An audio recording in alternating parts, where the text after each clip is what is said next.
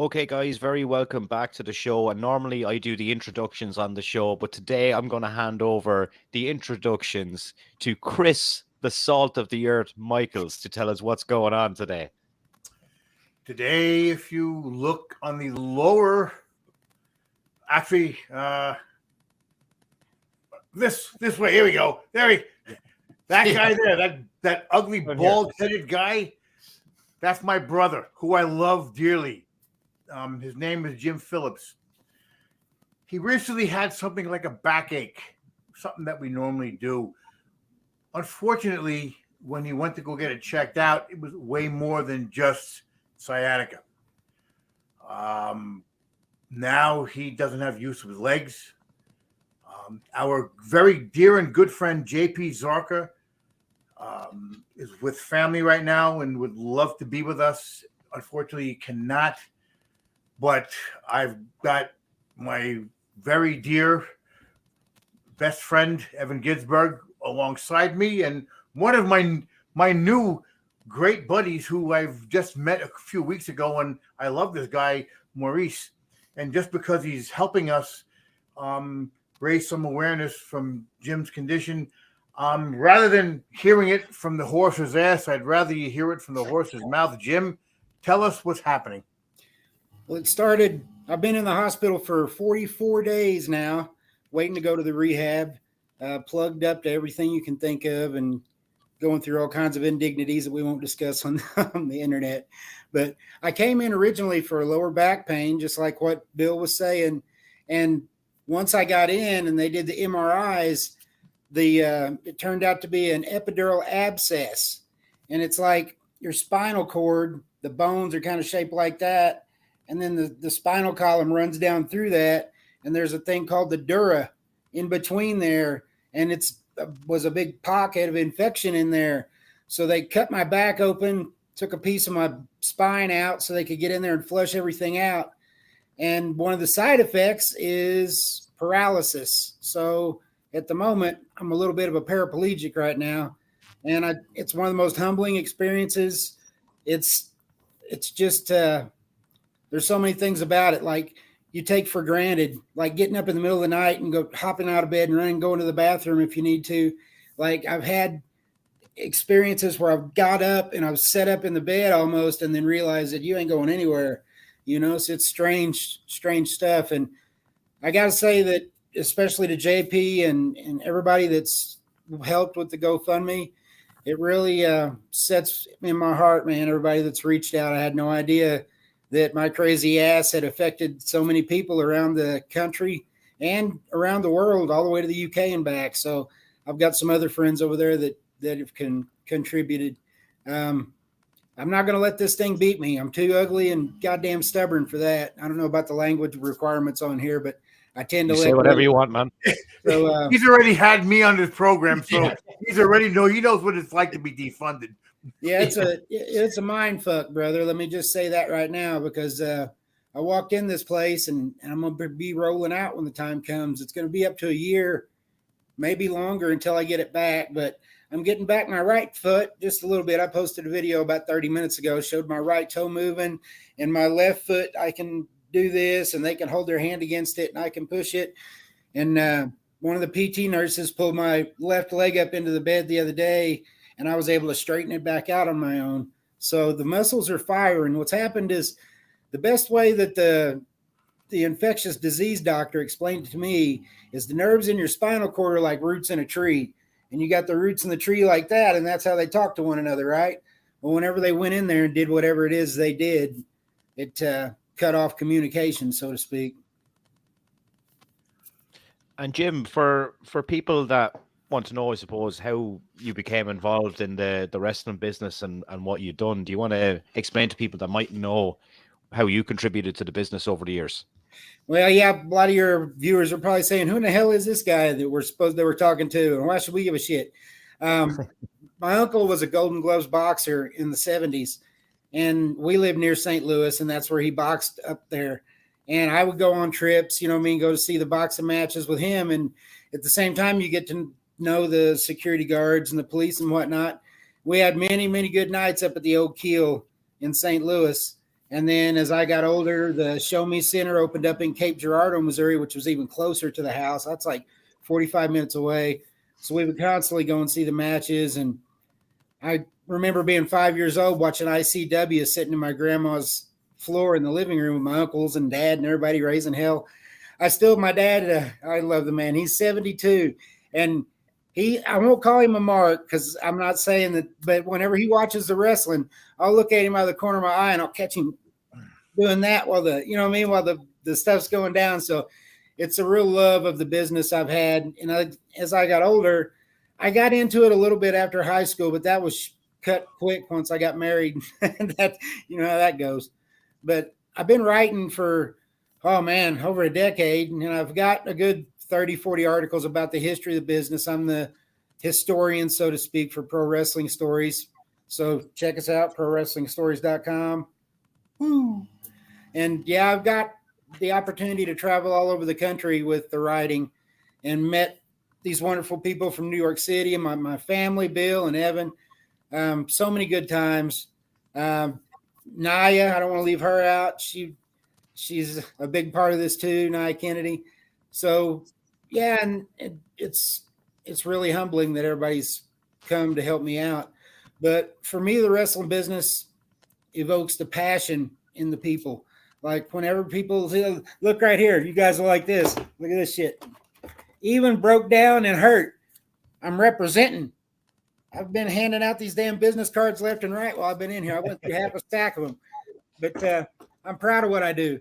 So the wrestling business means something special to me. And like I say, whenever I talk to people, you ask them, they ask what I do for a living and tell them I write for a wrestling publication, and you immediately get the A or B response. You get all that fake wrestling, yada, yada, yada, all that down that line, or you get the response from the people that I'm trying to get in contact with. And it's, oh yeah, I remember watching that when I was a kid with my grandma. Oh, I went to the matches with my uncle whenever I was a kid. It evokes good feelings and good memories that you had as a youth, and shit, I still go to this day. And this crazy guy up here, he was in it for a long time, still doing it. So yeah, it's just really good to have everybody reach out, you know? Yeah. Anything you want to add there, Evan, to that? Yes. Jim is very humble. He's written dozens upon dozens of heavily researched articles about the territories. He's interviewed people that are no longer with us. He's preserved history. He's honored wrestlers who otherwise would not have been covered. And a perfect example at Pro Wrestling Stories, he has a piece on the Kansas City territory, which isn't, the first territory people generally think of. So, Jim has been an important part of the quote unquote wrestling community. And it's very powerful how in just the course of a few days, so many people have, championed him and gotten behind this GoFundMe. And, there's more to wrestling than, the WWE pay-per-view and the AEW pay-per-view. And, MJF a year from now might leave the promotion and go elsewhere. I mean, Jim's, grassroots, preserving the history. And then what happens is inevitably you hear from these guys like Davey O'Hannon and Mickey Doyle, guys that weren't acknowledged like they should have been for their contributions. And, when people write about their history, Chris Michaels as well. Chris Michaels was an early ECW tag team champion, pre-Paul Heyman, and this all matters. And to acknowledge, that there's more than just the Undertaker and Ric Flair in this business. Acknowledge people, and that's what Jim does. And it's important. People need to be acknowledged. And these guys went up and down the roads, and didn't make money. and beating up old cars, and marriages were ripped asunder. Chris will tell you. And these guys sacrificed physically, mentally, family-wise, and so for Jim to be one of the best, the very best at what he does, I'm a writer. I'm not a great researcher. You know what I'm saying? Jim can research. Jim will like really tackle a territory and tell the story and document it. And whether it's the promoters, the fans, the wrestlers themselves, it's appreciated. And everybody wants to be remembered. Everybody wants their stories told. And let me add this. To me, it's obvious. To many, it might not be. There's people even in the wrestling community, websites and such, making big money. Jim is not one of them. Jim's done this out of love, love. So please, the next Madison Square Garden WWE card is next weekend. It's $250 ringside for a house show. People got $250 to go to a wrestling show. Throw a few bucks in the till and help a wrestling journalist, in his time of need. And let me put it. Let me add this. I mean, Jim is a free spirit. Jim has stayed with me. I know Jim. Jim stayed at my house with my wife. My wife knows Jim. They survived. Yeah. So Jim's the kind of guy, he gets on a motorcycle and he just goes. He gets on a plane and he just goes. This is really a terrible ordeal for somebody like Jim. Really. This 44 days in the hospital is like prison for a guy like Jim. So, come through with a few bucks. And if you're broke, we understand that. Share the thing. Promote the thing. I sent this thing out to dozens and dozens of wrestling journalists. Maurice was one of the few that championed it, that really got behind it and offered to do I'm not a journalist, Evan. Whatever the case may be, media, however you want to frame it.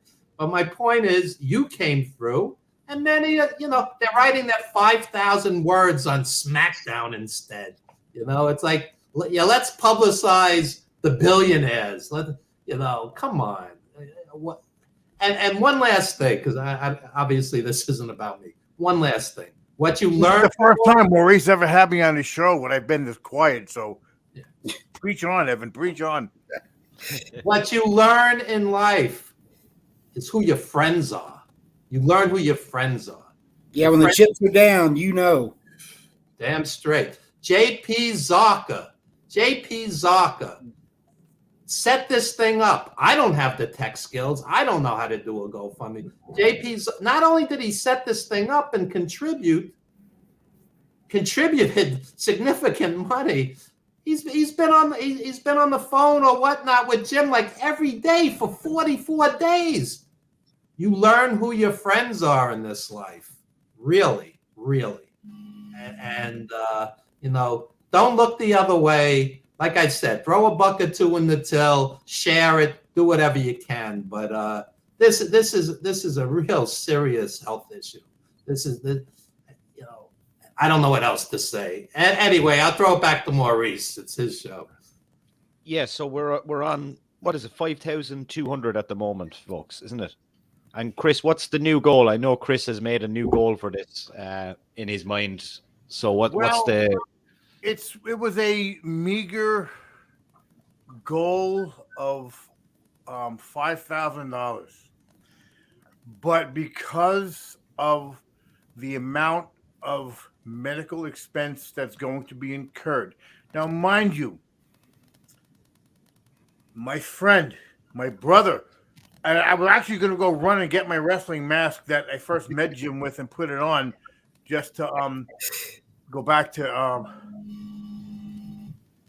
the day I first met Jim. I saw this crazy guy on the other side of the ring, raising hell, kicking him back. And I said, man, I want to see this guy. So I went over, we got together and it was like, he introduced himself and I turned again. I was like, holy shit. He took his mask off for a minute. We took a couple pictures. He put his mask back on. It was a very Thank God, right? For everybody around us. It was a very special evening. It was a lot of fun because we went to a wrestling show where people that weren't wrestling fans, and I had to try to bait the people on to kind of boo the heel and cheer the face. Yeah. It was pitiful. But we sat there, we smoked a hooter, we had some fun. But we've become really good friends. And funny story, I told Maurice last night, so I'm going to share this. My wife's going to kill me, but that's okay. We talked about Jim is a guy, he does holistic medicine, if so to speak. I actually have in my refrigerator some of the fudge that he made that I ain't throwing that shit out because I'll eat it. And Hi Hat's famous fudge, yes. Remember when I told you? You told my wife only have half of it and don't eat the whole thing. We were laughing about this. Maurice he'll tell you about his gummies that he had when he was over in there Amsterdam. But she had it and said, "I don't feel nothing." I said, "Baby, you better wait. You better wait. Just wait." Half, and then I had to call her job and say, "I'm sorry, but she's just unable to get up this morning. She's very ill." Yeah. So I just put her on blast. So if you hear about a death by machete overnight, you know what happened. So I took a picture of a friend of mine one time that he ate two, and I told him, I was like, "Man, start out with a half of one." And they're inch by inch square, chocolate or peanut butter. I make all kinds.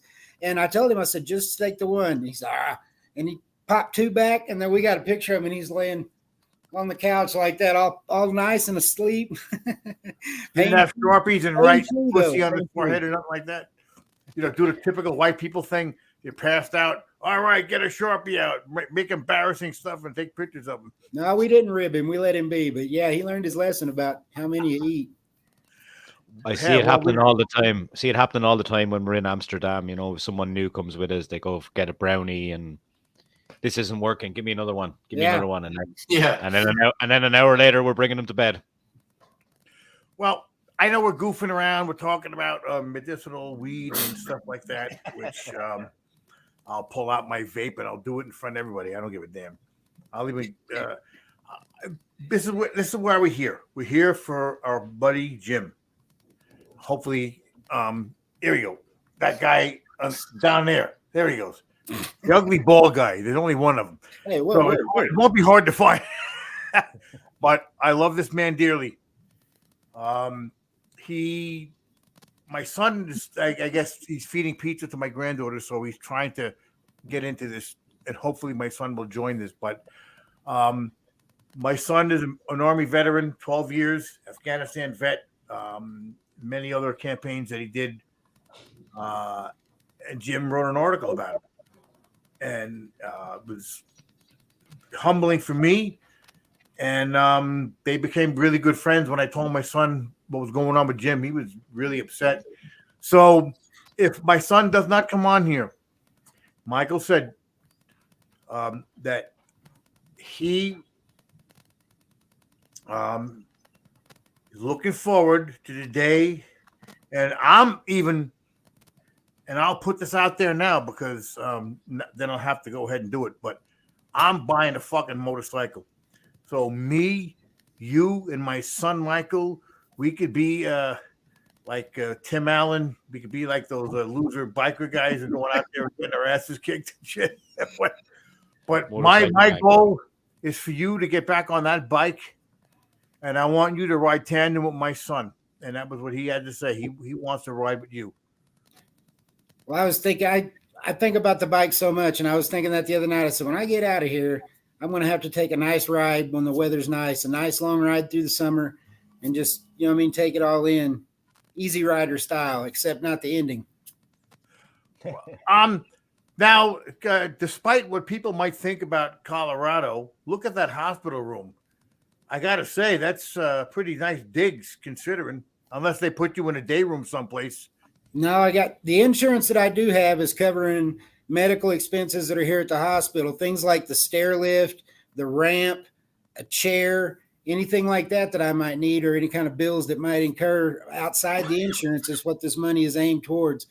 The food here is really good. I got to say, I've worked at restaurants, managed many restaurants, and the hospital food's not bad. But brothers, I've never broken a bone, never had to go to the hospital. This is my first hospital experience, so I've jumped in the deep end holding the anchor. You know what I mean? I'm kind of went all in on this deal, but Well, not we're all one for you by too, brother. choice. Not by choice. Of course it ain't. But Yeah. think about the choice that would have happened had you slept on it. We wouldn't be talking right now. So Yeah, the doctor said that if I would have let it continue to fester, it would eventually migrate into one of my organs, and there would have been serious trouble. yeah, it would have been sepsis, and then you would have been Yeah. done. So, Yeah, that's what he said. well, guess what? It didn't happen, and you're here. And the reason why we made this impromptu thing together right now is for everyone who's ever been involved with wrestling, ever appreciated wrestling, ever been involved or ever thought about the people that, the behind the scenes people, they get so little recognition. The stage crew, the back behind the scenes people, all the gaffers, the best boys, all the lighting people, the Foley people. No one knows all this stuff that goes in. Look at these credits. It's boring to look at, but all those names on that list put that production together for your entertainment. And for a guy to have this knowledge about wrestling and love this business, look, I've met wrestling fans that have gone to several WrestleManias and spent countless of thousands of dollars to go watch these events, but then would complain about the MTA jacking their a single fare ride to 25 cents.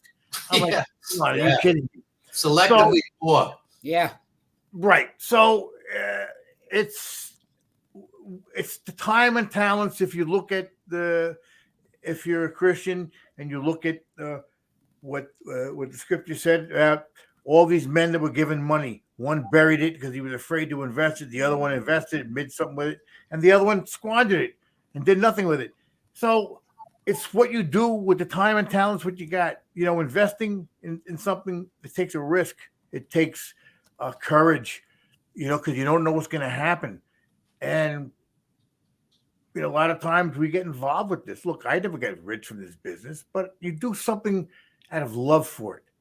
Because like I said before on another show, though I wasn't as civil as I am now, if you are not willing to do it for free, you're not willing to do it for pay. And people say, well, what do you mean? We'll do anything for money. So really, well, you have a job. How many times have you called out when you didn't feel like going in because you had sick time? So it ain't about the money. It's about the passion. I'll tell you something funny that happened recently. I was interviewing Mr. Olympia, was a wrestler in the Southeast in the 70s, 80s. Gave Kurt Hennig the gimmick for the Mr. Perfect, was the Junkyard Dog's partner. He's really unsung, to be honest, because he never made a big run into the WWF at that time. But yeah, he tag teamed with Arn Anderson and worked with him. He worked with a lot of different people. And I interviewed him. And the nice part about it is I don't really interview. I do more of a conversation. I kind of edge it in the direction I want it to go, but I don't keep them encompassed in anything. I let them free flow talk, whatever they want to say. And he told me so many funny stories, but you form that friendship and that bond, just like I did with Chris and just like I did with Evan and all these other guys that I've come in contact with. Mr. Olympia actually is going to send me a mask signed, no charge. He sent it to me. I asked, how much is that going to cost, man? He's like, no problem, brother. But whenever we was doing the interview, he ribbed me. It went about 2 hours long. We talked to him that went into the making of the article. And whenever it was done, he goes, I want you to know that first hour was free. That second hour was $100. And I just started laughing. We both got a good kick out of that. But he's commented and we've talked on the phone a little bit. Let me, before I have to get off here, let me just say another person that I was really proud to not only preserve his history, but give him a last chance to be reintroduced into the wrestling community that didn't know who in the hell he was. And I'm talking about John McGuire. I interviewed him and did an article with him for Gorilla Position that went on to be on to Pro Wrestling Stories when they all annexed in together. And John helped write the introduction music with Jimmy Hart.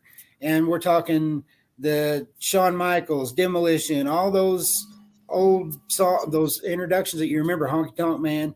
And whenever the story was published, people started asking, just like we're doing today. It was like, would you come on my podcast and like to talk? Excuse me. And John was reintroduced into the wrestling world, I guess you should say.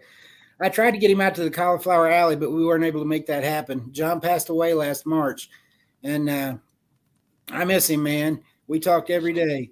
And like, if you get out on the website and look for those articles about John, or look for some stuff about John, and he was such a good man and good to his family.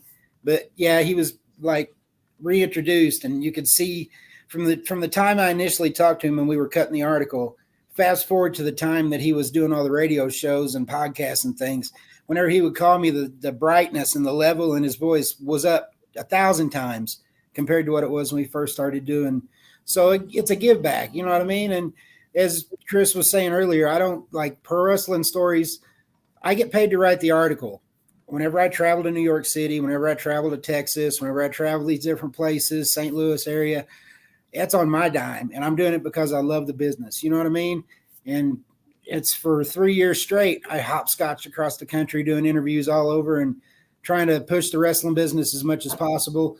And I've made a lot of friends along the way. I'm now friends with Jimmy Hart as well after talking to him and getting with him at the CAC and reminiscing over John and speaking a little bit. And he was writing in books, signing autographs for me that I'd brought to him.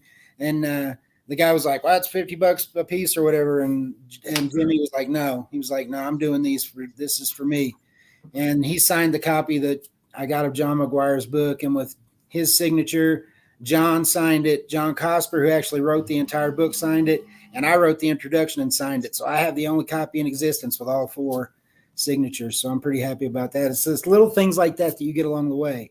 You know, there might not be no big payday in the end, but the memories, brother. The memories. It's about family. It's about getting into the family of the business and not just being out in the audience spending, like these guys are talking about, hundreds of dollars at the merch table. It's about meeting the people and getting to know them. Evan knows about that. He was friends with so many people, close friends. Well, Jim, that's why you're here tonight. It's about your passion. It's about everything that you've done is why we're here. And I'm compelling everybody. This is my friend. This is my brother. I may come off as a harsh piece of fucking shit, and I actually am. But when you touch my family, when you and Evan is one of them. Evan's my family. Evan is a brother I never had. Jim's another one. You touch my family, they won't find you. No body, no murder. I'm telling you. But this is someone who I met from day one. The minute I met him, I was an asshole, and he embraced it. And I was like, I love this guy. Same. For as soon as we met, I knew.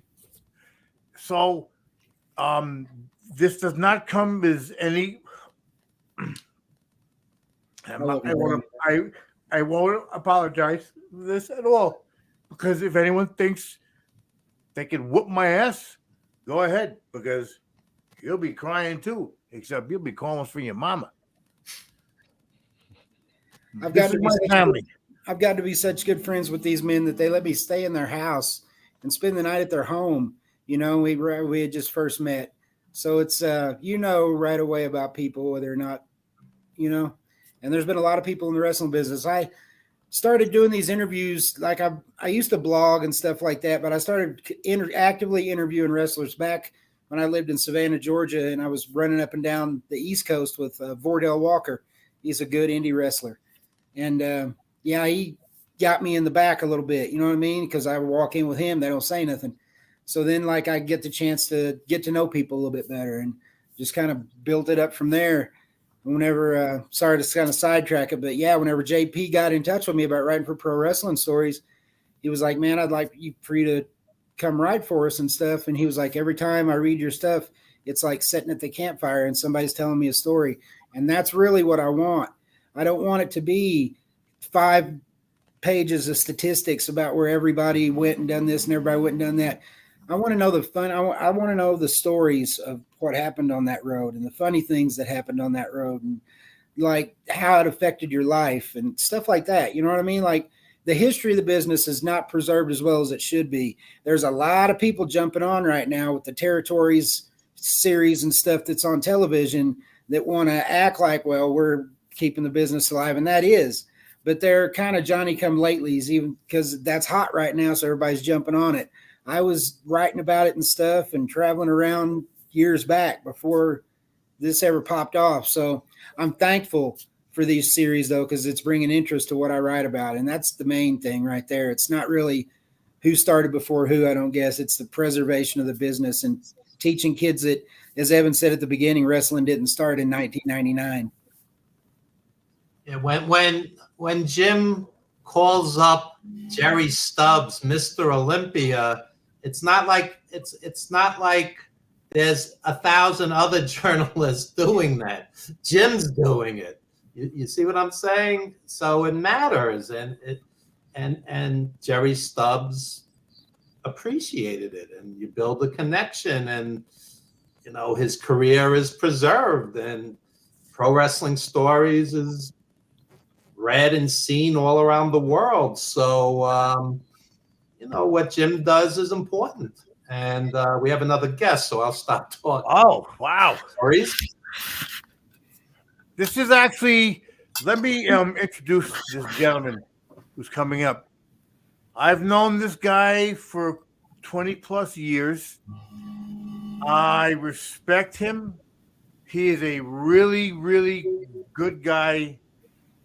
We call him Wrestle Vessel. It's a nickname. It's a term of endearment.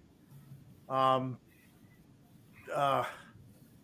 was going to say that he's been around since time I used to be friends with somebody that I will not mention his name, but all I'll say, the neck, that ought to be a key in. But Todd, I would like you, this is all about my friend Jim.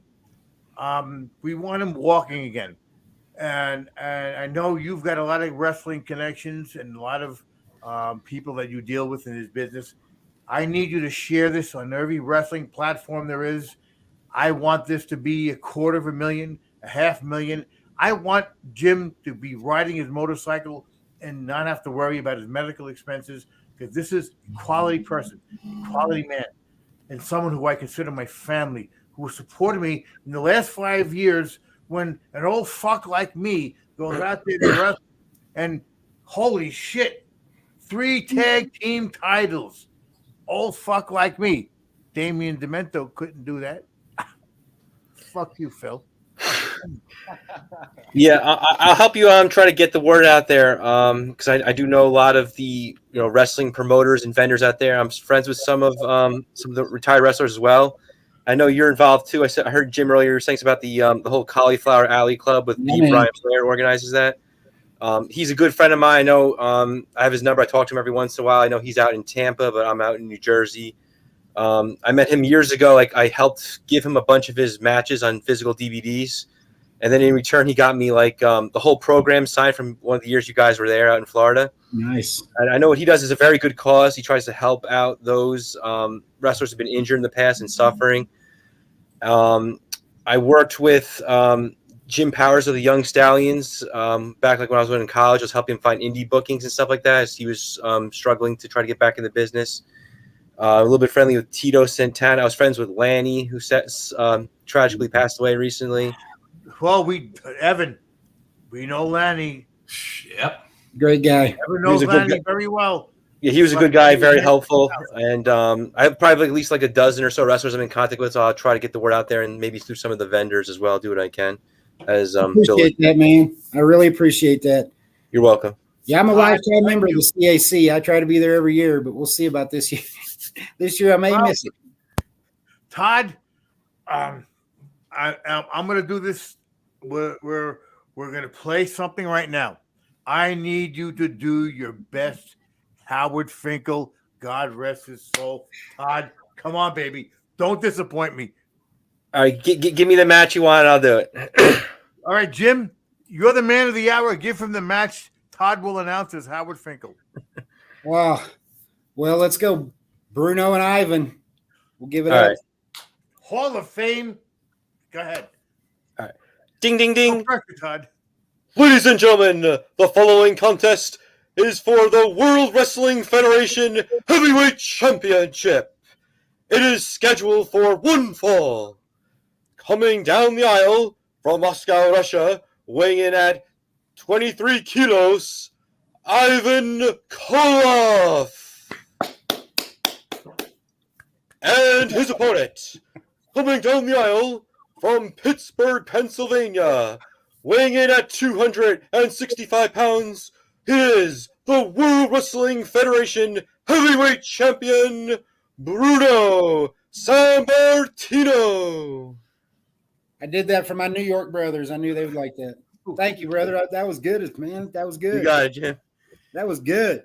Thank you. Well, Todd, I'm holding to this now. When Jim comes to New York, which I know he will, Yeah. because me and him have a bong and wine and some flour to discuss. But Yeah, I'm happy that you became legal this year. Yes, I was very happy to see New York. that was the one of the few things that Governor Touchy Feely Andrew Cuomo did is legalize weed.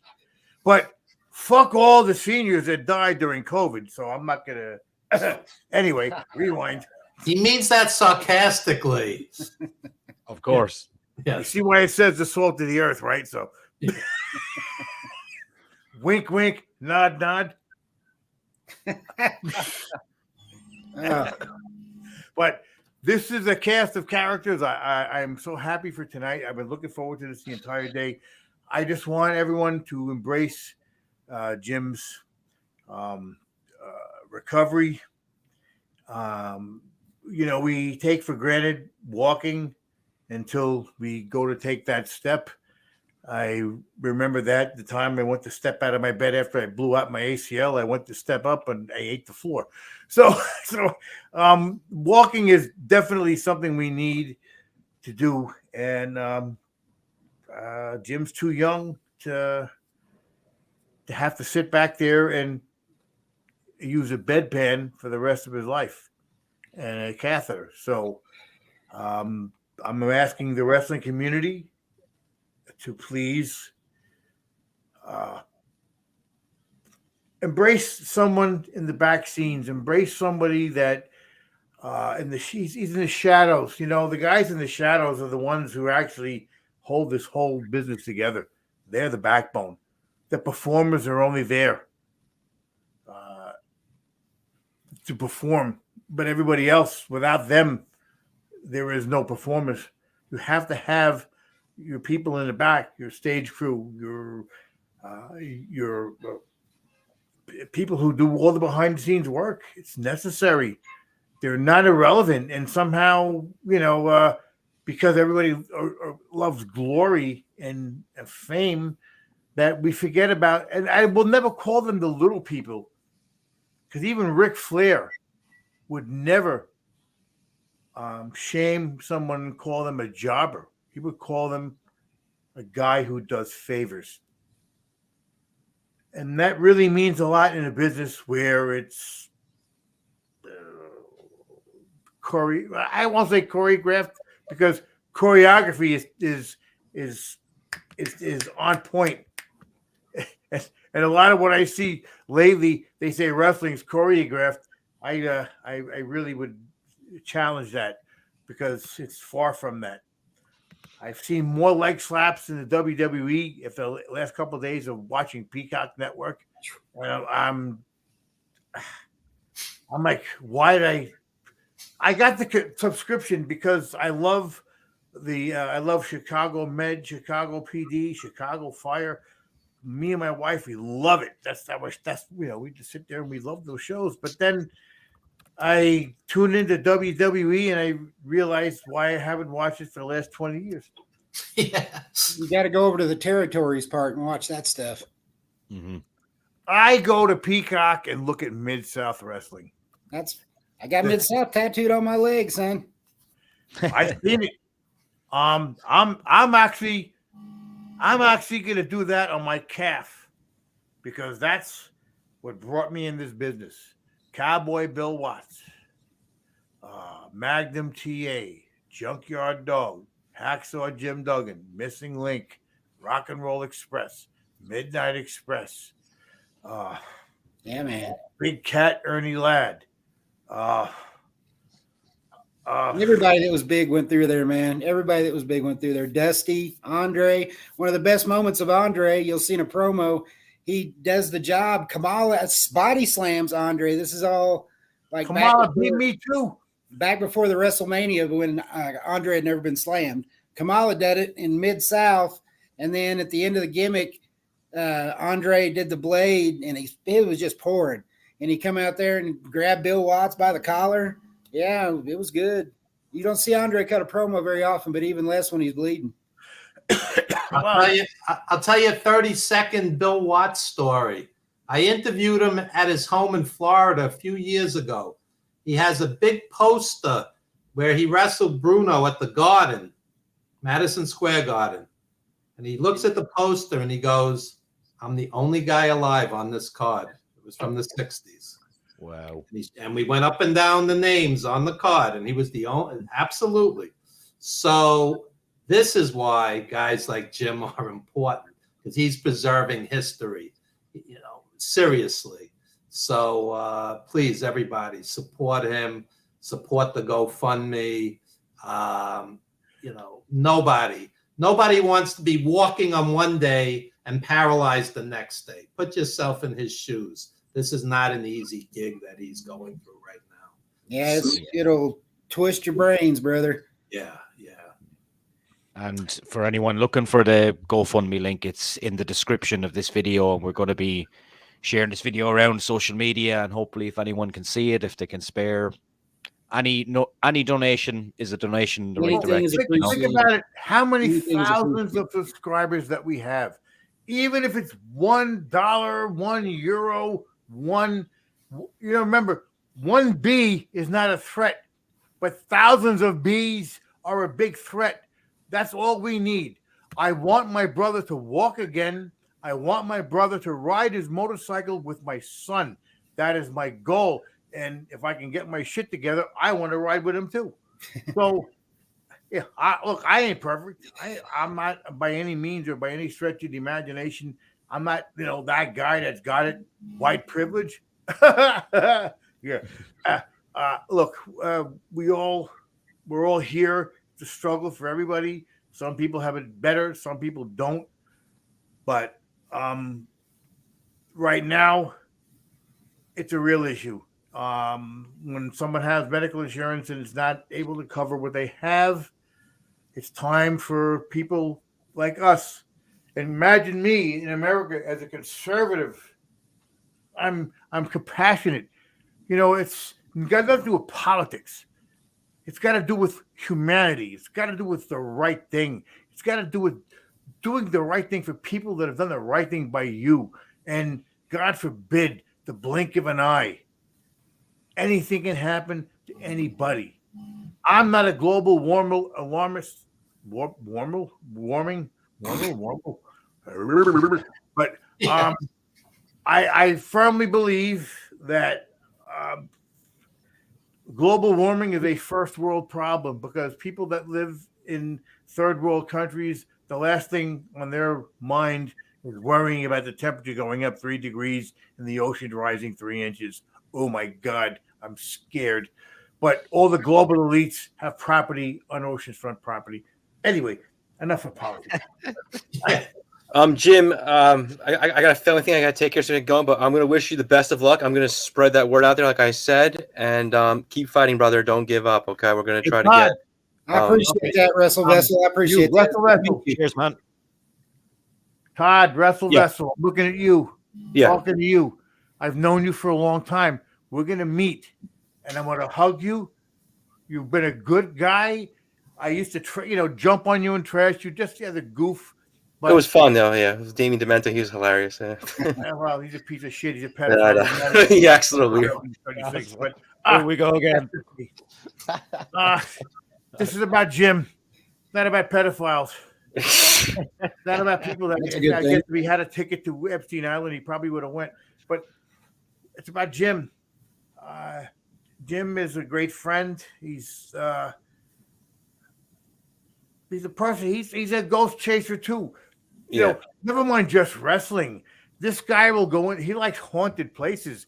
Let's disconnect from just wrestling for a moment and think about all the haunted places that Jim went doing his Ghostbuster stuff. So he's more than just wrestling. Don't just think, he's an ugly bald guy with a what was that Heart Foundation Jimmy goatee.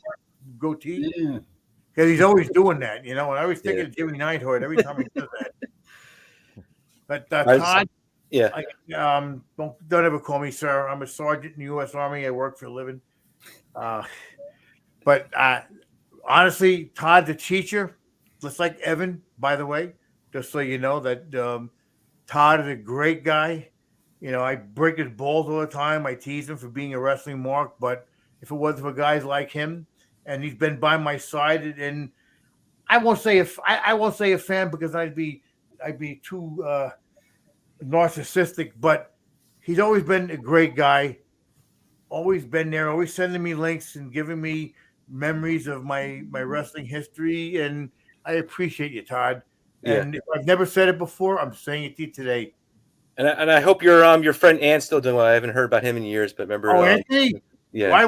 We went fishing with him this past summer, and we had a great time. He was rocking Led Zeppelin and trying to run me over with his motorized wheelchair. It was a great day. That's good. All right, so you guys have a good one. I'll help get that word out like we said. Okay, good luck, Jim. Great to meet you. Appreciate you, brother. All right, bye. Wow, That was an on point Finkel. There you go. Yeah. That Finkel was on point. I've known Todd for a long time.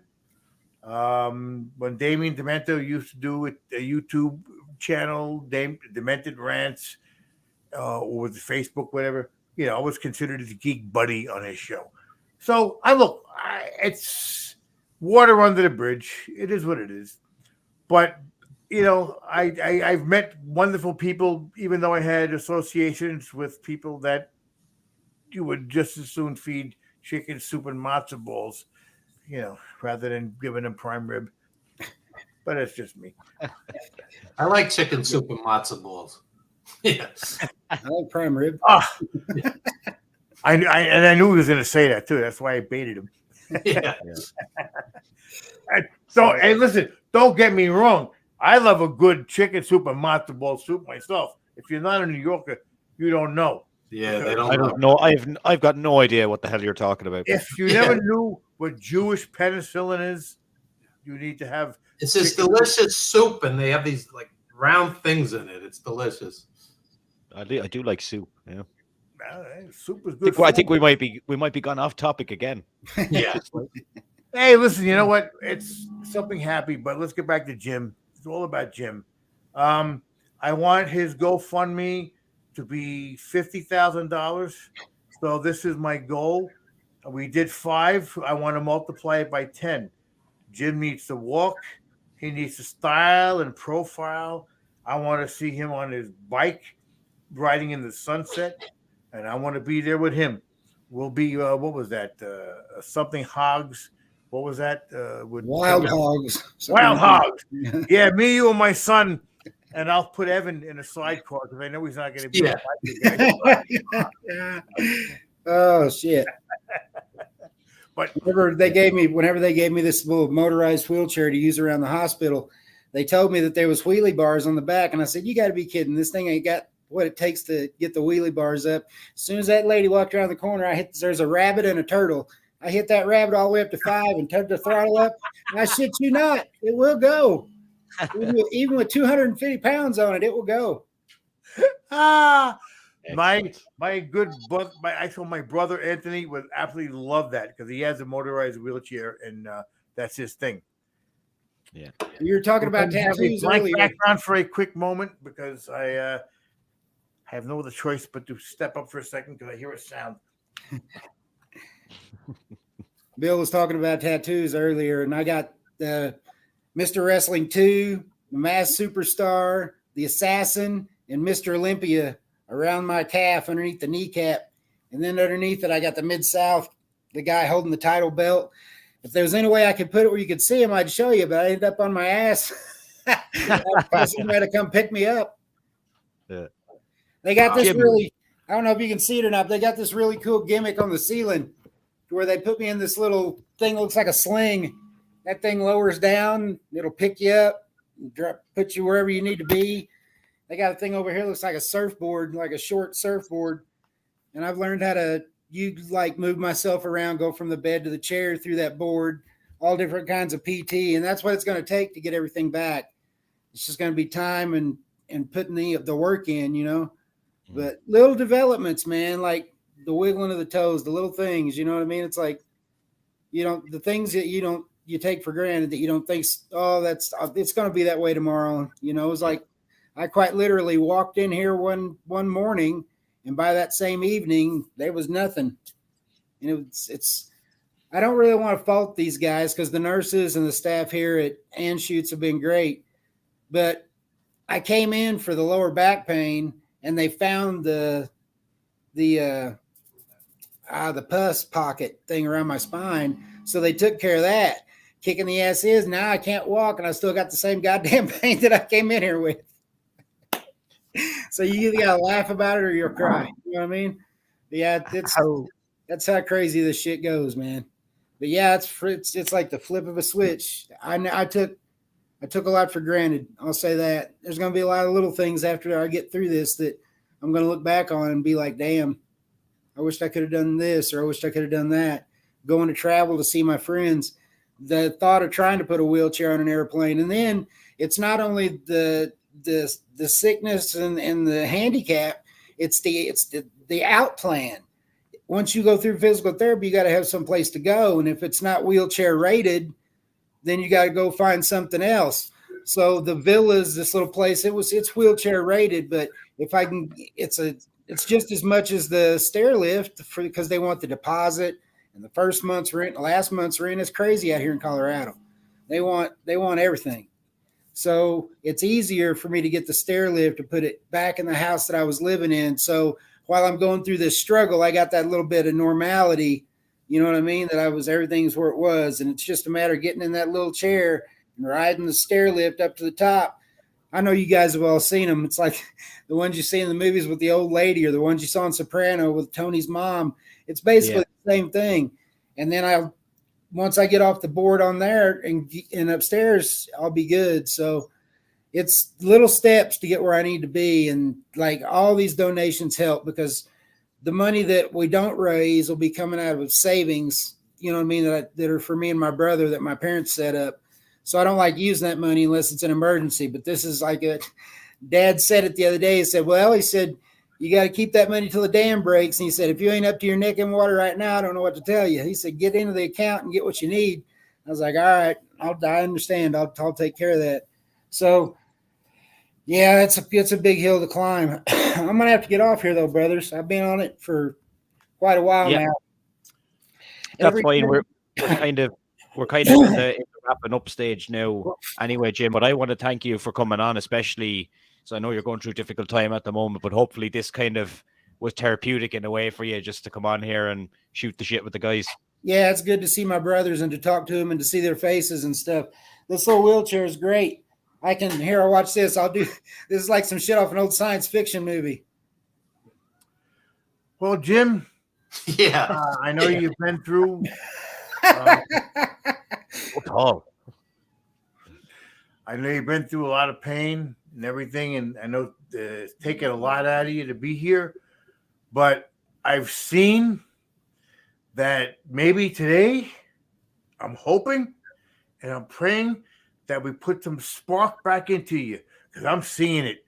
I'm seeing the Jim I know and love. I'm not going to lie. There was dark days. I'm not going to lie. I mean, I try to keep laughing. I try to keep upbeat, and all the nurses are like, whenever they have to come in here to do whatever they have to do, I'm like, I'm sorry to bother you guys. I know. And they're like, no, you're no bother. This is the fun room. You know what I mean? So it's like, I'm on the orthopedics level, so I've seen a couple other guys my age, but it's mostly older people. So I can imagine, you know what I mean, what the nurses go through, and I try to thank them every time they come in. I thank you so much for what you do, and I try to put them over, you know what I mean, because they're underpaid, you know what I mean, and overworked and undervalued. And there was one nurse to 6 patients or something like that. They can't get people hired here because of COVID and all the stuff that's going on, and that the nurses are getting paid better to go do other things, I guess. I don't know. But they're short-staffed, and I always try to give them a little uplift. And in the same time, it gives me a little uplift too. You know what I mean? To be able to laugh together and share a funny. And well, yeah, it's true. You know, there's an old expression that I knew somebody. If it's old, you know it. What she said, and I believe it now, because when you get up to a next level, like Denzel Washington said, you step up, you help someone else, help them up. Just to see your spirits now, knowing the shit you're going through, and I know tonight was like us going to an event and heckling the wrestlers. Yeah. Like the first day we met, sitting there ragging on heels that you know, and they were like looking at us like she was. Thank God some of us out here knows what the hell's going on, because it was horrible. It was a pretty dead crowd. Yeah. But when I have to come out there, and remember, this is when this finger was smashed. Remember, my finger was all smashed up and wrapped up in bandages because I had I was doing steel work. Yes, Dad, despite this science teacher look, yes, I actually did physical work. And I smashed my finger with a metal beam and a plate. And let's just say that I saw the fatty tissue and stuff hanging out my finger, and nothing's the same again. But I met him when I was like in a downtime in wrestling. So I said, if I can't work, then I'm just going to be someone in the crowd to, you know, help build it up. And God knows it was terrible. We sat there. It was like, wow, we have to like coach these people to like be wrestling fans. It was weird, but that's where I got my love for Jim. That's why I'm here tonight. That's why I pushed for this today. So everyone, you're watching this, you see the link, you see how much love we have. You know, in the world of men, any kind of brotherly love is considered gay. But I'm sorry, but for some of you, those of you homophobe Christians that really research your scriptures, and it says, greet your brother with a brotherly kiss. It doesn't mean tonguing him down until your tongue reaches his uvula, but it means love your brother like you love yourself.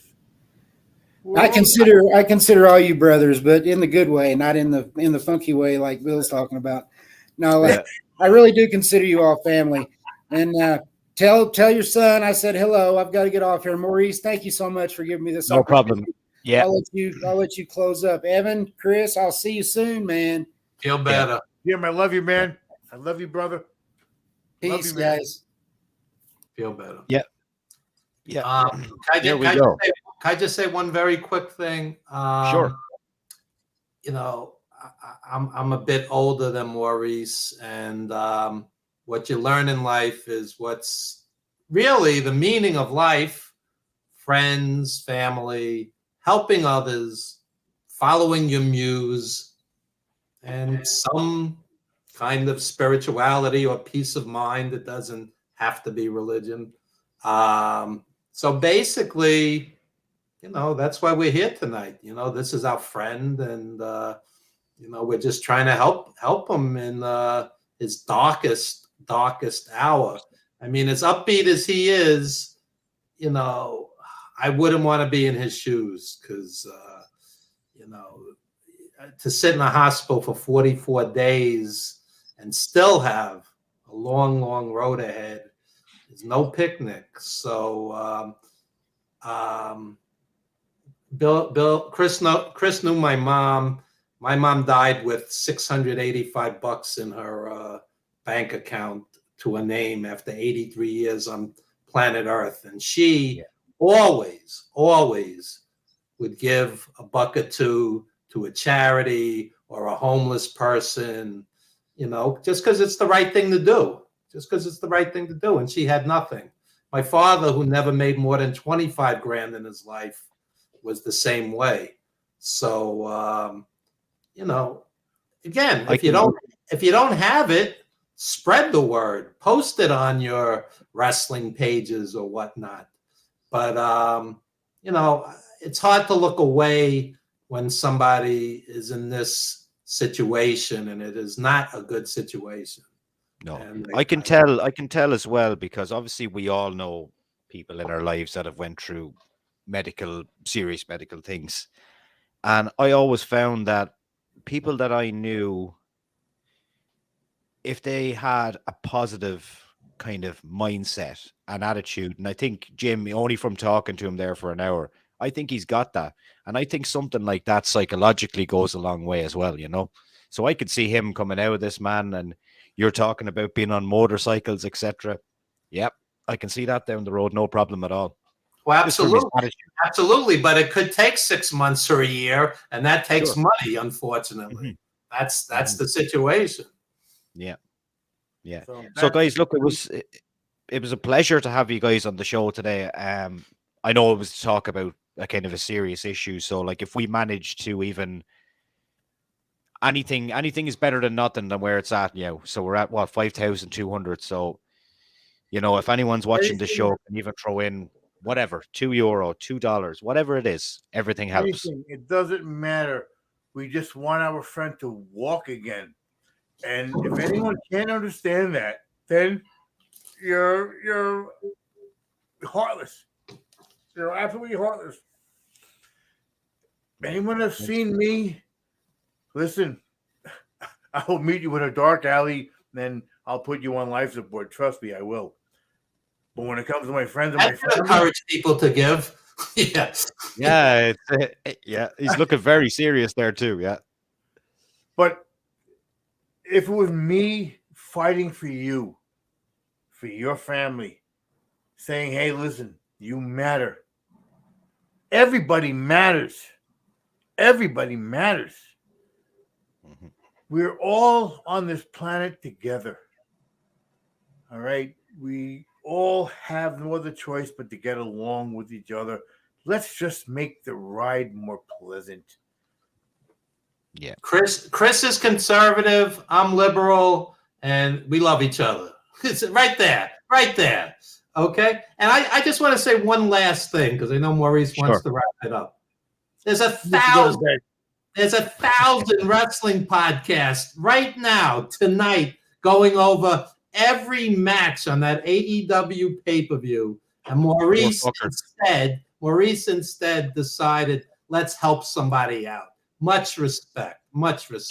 Do you know what, Evan? When you touch on AEW there, I was in AEW, but I'm just saying. Yeah, I was in contact with those guys, and they put me on their media list. Okay, so every time there's an AEW press conference, I'm given access to go in there virtually, telephone kind of call thing.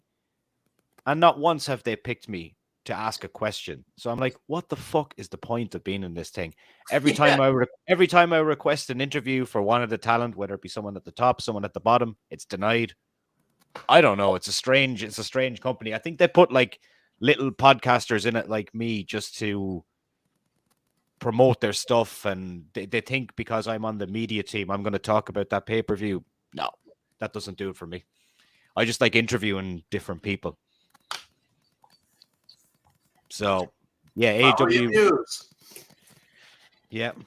Right, guys, an absolute pleasure anyway. And look, we'll keep up to date with Jim, and maybe we can catch up with him in a few weeks or months and just see how his progress is doing. Well, if he's if he's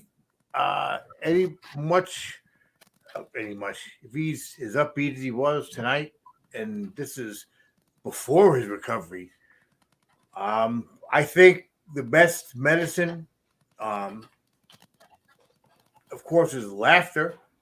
Yeah. But it doesn't hurt to know that people care. And that, at the end of the day, all right, I might be doing my little wrestling podcast or my blog or whatever, but you're looking at somebody that is preserving, like Evan said, the history of this business back in the day when there was actually a lot of tough men and they all had cauliflower ears. Mhm. I don't have them, so don't judge. But those were the guys, and they brag Roman Reigns all these days, title defense. Bruno Sammartino held that belt for 12 years. Yes, yeah, and Roman Reigns. defended it 4 times a week. Yeah. So, I'm sorry, Roman Reigns don't do it for me. It's like the wish list version of Dwayne Johnson. We ordered The Rock, and we got stuck with Roman Reigns. And Paul Heyman, you look like ham and fucking shit. Just by the way, and you owe me. You never gave me back. You owed me. Never paid me back. But I didn't lick your ass like all those other guys. That's just what I'm saying. On that happy note, and again, special thanks to JP Zarka for setting up the GoFundMe, going above and beyond the call of duty. That's a good man. Happy 40th birthday. This guy at 40 is more enlightened than people who've been on this planet for 90 years. This guy figured it out. Friends and family. JP Zarka, I'm going to chime in there with Evan because if not for him, none of us would even be here doing this. And I know I do a lot of tongue-in-cheek crap for Cheap Heat. I mean, obviously the name of the podcast. But